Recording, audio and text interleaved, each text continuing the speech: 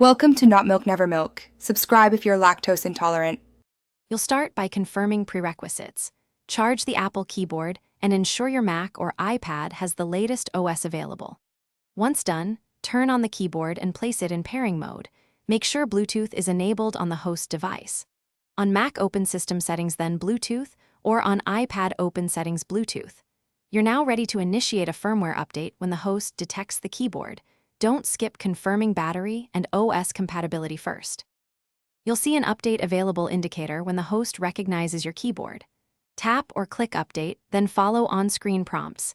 The system downloads firmware and transfers it to the keyboard. While progress runs, keep the host awake and avoid switching apps or sleeping the device because interruptions can fail the process. If prompted, keep the keyboard close and connected via cable if supported. This reduces Bluetooth dropouts. The progress bar may pause briefly. Wait until it completes, and the device confirms success. Once the update completes, the host will typically report success, and the keyboard will reconnect automatically. Test keys and modifiers to verify. If the update fails, first restart the Mac or iPad and attempt the update again, keeping the keyboard charged and close. If problems persist, reset the keyboard power and retry. Sometimes a fresh pairing resolves stuck firmware installs. One key troubleshooting tip. If the keyboard won't update or behave.